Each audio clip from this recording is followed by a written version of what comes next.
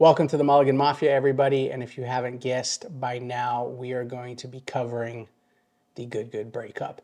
And again, this is just in our opinion. Brandon and myself own a business, a few businesses together. We've seen all the videos, and every time we've seen and heard the videos, they keep missing out one very important word as to why we think Grant and Micah split from the boys, and that is equity. Equity. The reason we've come to this conclusion is basically this morning, minding my business, driving to work, listening to the good man himself, Ricky Shiels. And Shiels, he alluded to, while he was in Florida, he met with Grant, Micah, heard their side of the story, and then he spoke to Grant on the phone and heard his side of the story. And from my recollection of all the videos I've seen, apparently there's been no story. You know, the CEO said like there was no story, it was just sad. There was no rhyme or reason as to why. There was no definitive reason as to, hey, this is why I'm leaving you guys. Hey, this is why I'm separating and going my own way. It was kind of like they almost got shell shocked by it. Right. And it was weird to us. It made no sense. Like with Micah leaving, his reasoning saying like, oh, I'm going to focus on becoming a pro. I 1000% believe that is truth, because the amount of effort you have to put into being a professional, the amount of effort and just the time alone, you're going to be putting in 5, 6, 7 hours a day, every single day, focused just on getting better and just good enough to make it on a tour. And I know that the CEO had alluded to the fact that they do kind of like a 3-to-1. Yeah. 3 weeks off, 1 week on. Yeah. Like it's the content week. Yeah. And you also can't forget the fact that Micah is also married. Micah is a little bit older than the rest of them. Older than the rest of the dudes. It's a different world when you get into the relationship side outside of the company. It would put a lot of strain on any relationship. Then on top of that, to try and become a pro at anything, there's just not enough hours in a day. Yeah. But the moment Grant left, I realized that it was for sure, like they said they threw the kitchen sink at him. They could have offered him millions of dollars a year to stay, but at the end of the day, if you don't own equity in a company, that's tough. I mean, that's tough. And that's kind of why we're saying we have some understanding as to you could throw millions of dollars at someone. Yeah. The reality is, Good is a company that sells products. They sell apparel. They're selling putters. The CEO alluded to the fact that they're probably going to be selling clubs here in the next year or so. Yeah.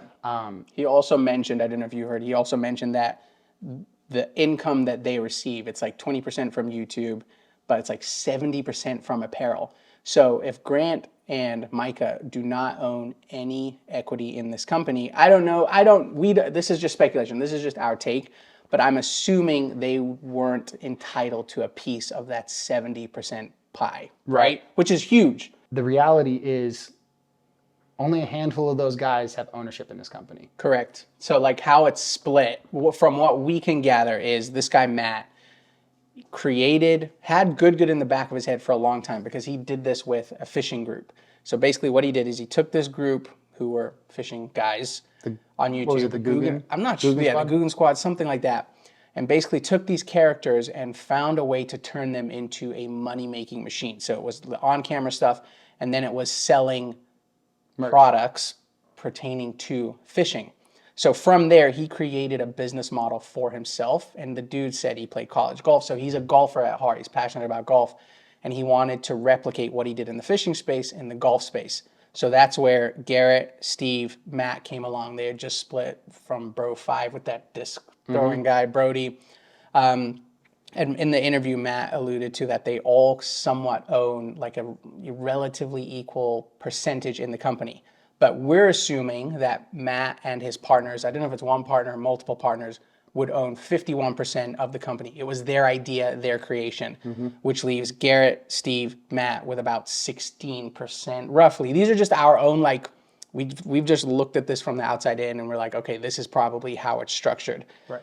Which then leaves people like Micah, Bubby, Grant as kind of like salaried cast members on this TV show. They don't get a piece of like the big pie, but they can still be paid $250,000, $500,000, which is amazing coming out of college. Amazing. Even if it's not that lucrative, right? Even if it's not that lucrative, the reality is this: the good house is paid for by the CEO, so they're living for free.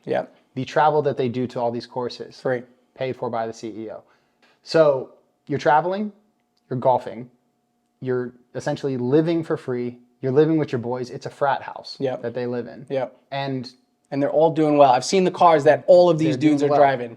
And that's why I'm saying, even if they're not getting paid $200,000, whatever the still number, a win. Even if they're getting paid 50, 60, 70K a year, and then you've got your rent paid for, your travel paid for, these guys are doing straight to the fantastic pocket for what they're doing.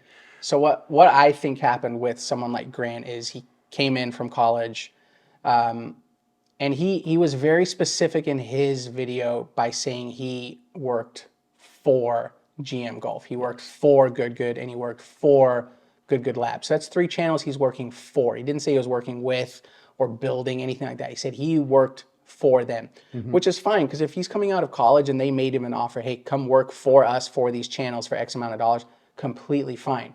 But what most likely happened is he was able to then build a really big following very quickly. And Brandon and myself own a media company together. We've worked with YouTubers in the past, anywhere from 20,000, zero to upwards of 1 million subscribers. And like when you get to like the 50,000 to 100,000 subscriber level, you can be making... I mean, some of these brand deals, guys, crazy. I can't even... Crazy. You can't even fathom how much money some of these guys can make. You can be making easily $20,000 with 100,000 YouTube subscribers and like Instagram, TikTok. So what most likely happened, in our opinion, with Grant is he got to this level where he is now a big YouTuber in his own right, and there are certain factors. He just got engaged. That plays into it, especially if he's working for Good, GM Golf, Good Labs. He doesn't have a lot of time to focus on his own stuff. And then like the one thing that really like made sense to me is he said his dad's old. His dad lives in Florida. His dad's old. He knows he doesn't have a lot of time with his dad, so that played into his decision. So like when you get to the size that he gets to, he's not necessarily relying on the good salary, because he's most likely making that for himself. Correct. And then like the tough decision comes in. It's like, okay, if I don't own equity in Good and they're not budging on that, but they're throwing the kitchen sink at me, which is dollars, eventually he can build his own brand, sell his own merchandise that would trump like any dollar figure they could ever because quote unquote throw at it. Correct. I mean, you're on it. Yeah. The fact is this: if they give you a salary, which this is just assumptions. If they're giving you a salary, you are capped at that exact number of what you're going to make. Whereas if you're building your own brand, yes, it may take a little more time. But there is no ceiling to what you're going to make. And the truth is, I mean, the fact is he said it multiple times in his response. I worked for this company, this company, this company. I didn't work with them. I wasn't a partner. I wasn't an owner. I worked for them. So again, I mean, pure speculation again, but if I'm listening to the words coming out of his mouth and all the other interviews, no matter how big the figure or big the kitchen sink was, that man was looking for a room in the house, not just the kitchen sink. I like that. Yes, and I think both of them were most likely looking for equity. And then here's the thing that I've thought about is Good doesn't owe anybody, and the founding members of Good don't owe anybody anything. If they are bringing guys out of college, like this Luke Kwan, he's not out of college, but they've brought him in, and they said, hey, we like you, we like your on-camera personality, we're going to offer you a salary to do X amount of videos, blah, blah, blah. They're completely within their right to do that.